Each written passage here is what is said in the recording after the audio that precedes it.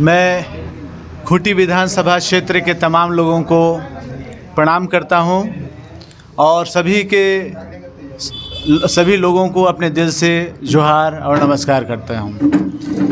आज झारखंड लोकतांत्रिक क्रांतिकारी मोर्चा की तरफ से मुझे उम्मीदवारी दी गई है खूंटी विधानसभा क्षेत्र के लिए और यहाँ के जो लंबे समय से जो पेंडिंग जो डिमांड्स हैं उन डिमांड्स को पूरा करने के लिए हमारी पार्टी और हमारी टीम बिल्कुल ज़ोर शोर से लगी हुई है और अगर भविष्य में ऐसा मौका मिलता है खूंटी विधानसभा क्षेत्र से तो उन सभी तरह की डिमांड्स को हम लोग पूरा करने का भरपूर कोशिश करेंगे, ये उम्मीद करते हैं हम लोग आपसे।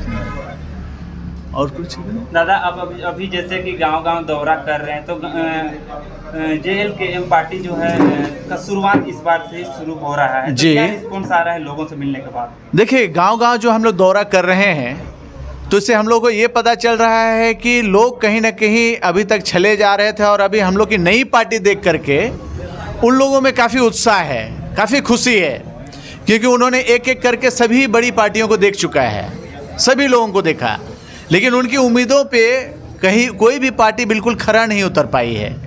और हम लोग जिस क्षेत्र से हैं जहां तमाम तरह की समस्याओं में से मुख्य समस्या अगर ग्रामीण क्षेत्र में चले जाएं तो पानी वगैरह को लेकर के है, सिंचाई व्यवस्था को लेकर के है, बाज़ार को लेकर के है। उससे ऊपर अगर हम लोग चलते हैं तो रोज़गारों में जो पढ़े लिखे बेरोज़गार हैं उन लोगों को नौकरी और किसी भी तरीके का रोज़गार से महरूम है, उन लोगों की इच्छा ज्यों के त्यों पड़ी हुई है। जो पढ़ने लिखने वाले लोग हैं उन लोगों को पढ़ने लिखने के लिए समुचित व्यवस्था, स्कूल या तो फिर कॉलेजेस की भी पूर्ण रूप से जो व्यवस्था चाहिए थी, जो सुविधा चाहिए थी, वो नहीं मिल रही है उन लोगों को।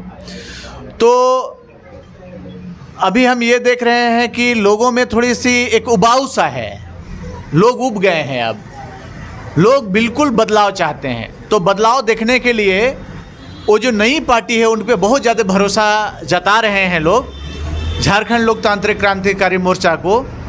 तो हम लोग को इस बार बहुत उम्मीद है कि उन लोगों का हम लोग को भरपूर साथ होगा और हम लोग इस बार सरकार में ज़रूर आएंगे, यहाँ का नेतृत्व करने का मौका हम लोग को ज़रूर मिलेगा, ये भी बात है। दादा, आपके सामने अभी जो है बड़े बड़े पार्टी आपके लिए चुनौती भरा है।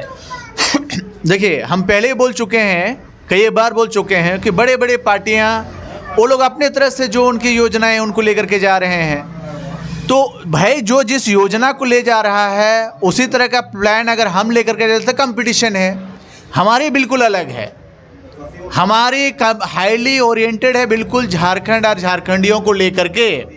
यहाँ के लोगों का विस्थापन नीति हो, यहाँ का नियोजन नीति हो, यहाँ का खतियान से संबंधित समस्या हो, यहाँ का पैरा टीचर्स से संबंधित जो समस्या हो, उसको एक है ना।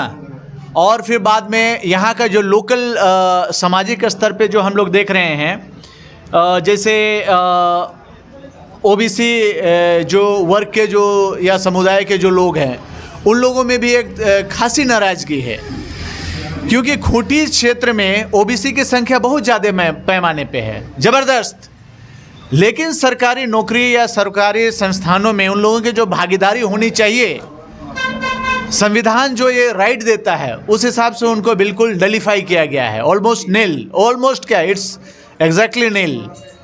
यहाँ पे बाहर से लोग आते हैं कोई भी कंपटीशन से अपना वैकेंसी को भरने के लिए, एडजेसेंट स्टेट्स जितने भी हैं, तो इन लोगों को ऐसा लगता है कहीं ना कहीं कि वो लोग चले जा रहे हैं, दुख है, पीड़ा है कहीं ना कहीं।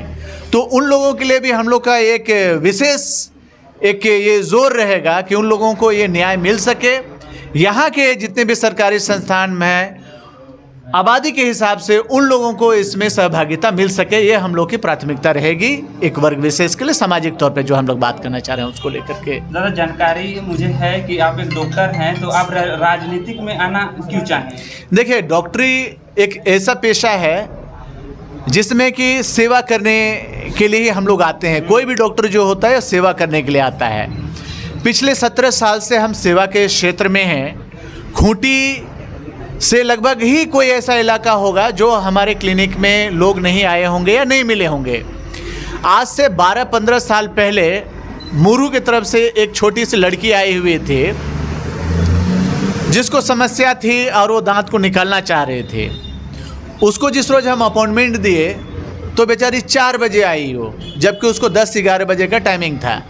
तो 4 बजे आई तो जैसे हम पूछे कि बेटा क्यों आई फिर इतनी लेट से, तो बताइए कि सर जो हम लकड़ी लेकर के आए थे बेचने के लिए, तो जब तक वो लकड़ी बिकी नहीं थी हम नहीं आ रहे थे, क्योंकि उस समय एक्सट्रैक्शन का जो कॉस्ट था उतना पैसा वो जमा करने के बाद ही यहाँ आ रहे थे। मतलब इतने आत्मसम्मानी लोग हैं यहाँ।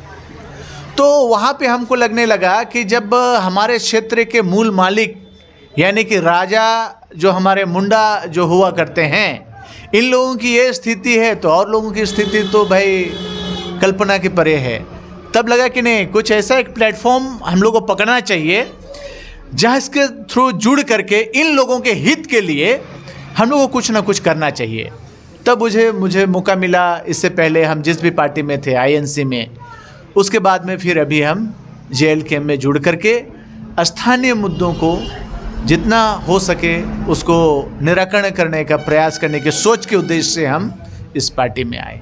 तो चुनाव से पहले हर एक नेता जो अपना अपना मैनिफेस्टो बताते हैं, आपका क्या है? देखिए, हमारे मैनिफेस्टो जो मुख्य 10 हैं उसमें से ऊपर का प्रमुख 1-2 हम जैसे बता रहे हैं। जैसे 1932 या लेटेस्ट सर्वे जो भी होगा वो खतियान के आधारित पर नियोजन नीति होगा। दूसरी जो बात होगी, यहाँ जितने भी पैरा टीचर्स जो होंगे या कॉन्ट्रेक्चुअल स्टाफ्स होंगे उन लोगों को रेगुलराइज किया जाए।